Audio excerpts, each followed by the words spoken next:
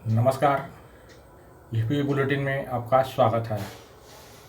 देश के कई राज्यों में एफपीओ के साथ कार्य करने के पश्चात मुझे यह अनुभव हासिल हुआ है कि सभी राज्यों में एफपीओ के समक्ष कुछ समान समस्याएं रहती है, जिससे एफपीओ की उन्नति अवरुद्ध होती है। आश्चर्य की बात यह है कि उनका समाधान भी निदेशकों शेयरधारकों के हाथ में ही रहता है। बस ज़रूरत होती है समस्या की पहचान कर उसका समुचित निराकरण करने की। आज हम इस बुलेटिन में इन्हीं बिंदुओं पर चर्चा कर एफपीओ के चौमुखी प्रगति के कुछ टिप्स सुझाएंगे। अतः आप वादा कीजिए कि आप इस वीडियो के अंत तक बने रहेंगे। हम भी आपको निराश नहीं करेंगे।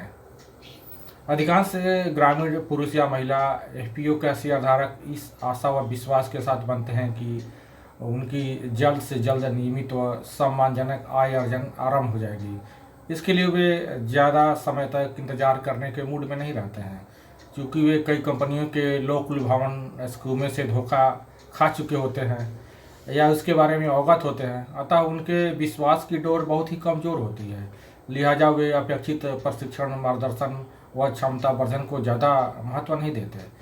दूसरी ओर एफपीओ के निदेशकगण अथवा समर्थन संस्थान को अधिक से अधिक शेयरधारक बनाने की जल्दी रहती है, ताकि उसी के अनुरूप उत्पाद आधारित क्लस्टर गठित कर व कारोबारी प्लानिंग कर कारोबारी दिशा में आगे बढ़ा जा सके व एफपीओ को सुदृढ़ किया जा सके।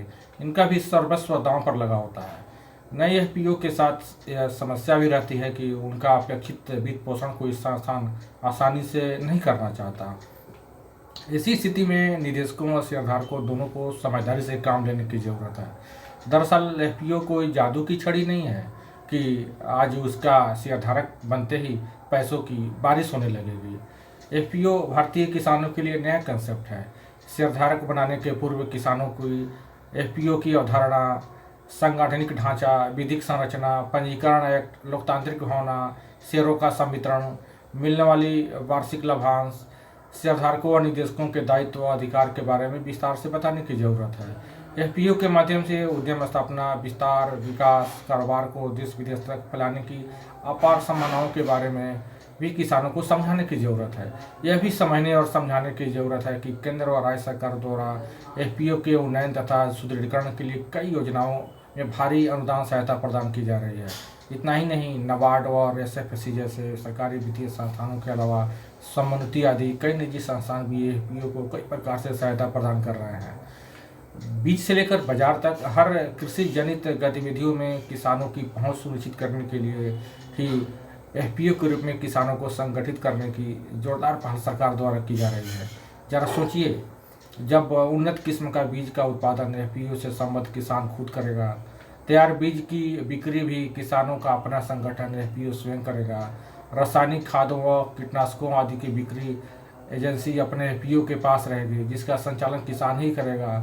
कृषि यंत्र बैंक के माध्यम से सस्ती व ससमय जुताई, सिंचाई, निकौनी, खाद बीज छिटाई, कीटनाशक छिड़काव, फसल हार्वेस्टिंग, उत्पादों के भंडारण सुविधा, मंडियों तक अपने एफपीओ के साधन से उत्पाद की ढुलाई का कार्य आपका एफपीओ स्वयं करने लगेगा, तो लागत तो घटेगी ही, मुनाफा के गुना बढ़ जाएगा। इतना ही नहीं, ई नाम के माध्यम से तो अब घर बैठे ही फसल उत्पादों की मार्केटिंग होने लगी है। इससे तो परिवहन लागत में कमी आई ही है, मुनाफा भी बढ़ा है। जाहिर है इसका लाभ अंततः एफपीओ से जुड़े सभी किसानों को होगा। इसमें थोड़ा समय लग सकता है, मगर यह सब संभव होगा जरूर। आप ही बताइए, एक झोपड़ी तैयार करने में समय लगता है, संसाधन भी कम लगते हैं और राशि भी कम खर्च करनी पड़ती है, मगर जब एक आलीशान इमारत तैयार करना होता है तो समय, संसाधन व राशि सब कुछ अपेक्षाकृत कई गुना ज़्यादा लगता है। तो अब क्या आप एक आलीशान इमारत की सुख सुविधा व स्थायित्व से झोपड़ी की तुलना कर सकते हैं? जाहिर है आपका जवाब नहीं में होगा। अब इससे ज़रा दूसरे तरीके से समझिए। एक छात्र 5 साल अथक परिश्रम करने व करोड़ों रुपए से अधिक व्यय करने के बाद एमबीबीएस पास करता है। इसके उपरांत भी उसकी नौकरी लगेगी या उसकी चिकित्सा प्रैक्टिस चलेगी, इसकी कोई गारंटी नहीं रहती है। मगर एफपीओ कई अनुभवी किसान उद्यमियों का एक संगठन होता है। इसमें मंदबुद्धि व्यक्ति भी समुचित प्रशिक्षण, मार्गदर्शन और क्षमता वर्धन की बदौलत लाभार्जन करना सीख जाता है। और हाँ, उसका शेयर लाभांश भी सभी के समान मिलने की गारंटी भी रहती है। जाहिर है सफलता समय, परिश्रम, बुद्धि, पैसा, हुनर व धैर्य मांगती है। जिस एफपीओ के निदेशक व शेयरधारक यह सब देने को तैयार है तो गांठ बांध लीजिए। उस एफपीओ की सफलता, समृद्धि और समग्र उन्नति दुनिया की कोई ताकत नहीं रोक सकती।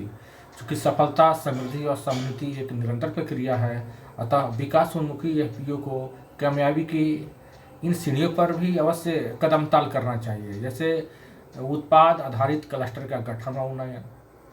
शेयरधारकों को उत्पाद आधारित क्लस्टर के रूप में संगठित कर उनका अपेक्षा के अनुरूप प्रशिक्षण, मार्गदर्शन व वित्त पोषण, उद्यम स्थापना व मार्केटिंग की पहल निरंतर होनी चाहिए। साथ ही साथ बाजार मांग के अनुरूप उत्पाद का निर्माण भी करना है। इससे देश दुनिया में उपभोक्ताओं की रुचि निरंतर बदलती रहती है, अतः बाजार मांग के अनुरूप ही उत्पाद तैयार व बिक्री करना सुनिश्चित करना चाहिए। हाँ, एक और कदम है कि नियमित संवाद। शेयरधारकों निदेशकों में विभिन्न माध्यमों जैसे बैठकों, व्हाट्सएप ग्रुप, सेमिनार व क्षमता वर्धन कार्यक्रमों के माध्यम से नियमित रूप से संवाद बेहद जरूरी है। प्रशिक्षण व एक्सपोजर विजिट भी बहुत जरूरी है। शेयरधारकों को हुनरमंद बनाने, लीडरशिप क्वालिटी विकसित करने व देश दुनिया में घटित हो रही कृषि कारोबार की घटनाओं, गतिविधियों, आविष्कार आदि से रूबरू कराने के लिए प्रशिक्षण व एक्सपोजर विजिट अनिवार्य है। लोकतांत्रिक विधि से हो संचालन। एफपीओ का संचालन लोकतांत्रिक भावना से करना बेहद ही जरूरी है। समर्पित, अनुभवी या कर्तव्यनिष्ठ शेयरधारकों को निर्देशक मंडल में जगह मिलनी ही चाहिए। पारदर्शिता बेहद अनिवार्य शर्त। वित्तीय कार्यकलापों, लाभांश वितरण, आय व्यय आदि संबंधी पारदर्शिता एफपीओ के सुदृढ़ीकरण व कामयाबी का अनिवार्य शर्त है। सबका साथ सबका विकास की भावना का हो संचार। एफपीओ को टीम वर्क के रूप में कार्य करते हुए सबका साथ सबका विकास की भावना से काम करना चाहिए, ताकि सभी को लगे कि यह हमारा अपना संगठन है। सरकारी व गैर सरकारी संस्थानों के साथ भी नियमित रूप से मधुर कारोबारी संबंध बनाने की जरूरत है। विभिन्न सरकारी व वित्तीय संस्थानों व प्राइवेट संस्थानों में एफपीओ के कारोबारी सहायता के लिए बहुत सी योजनाएं संचालित होती है, अतः एफपीओ के उन्नयन के लिए सभी संस्थानों से नियमित और मधुर कारोबारी संबंध स्थापित करना बेहद जरूरी है। ऊपर चर्चा किए गए उपायों पर नियमित अमल से एफपीओ समृद्ध, सुदृढ़ व उन्नतशील बन सकेगा।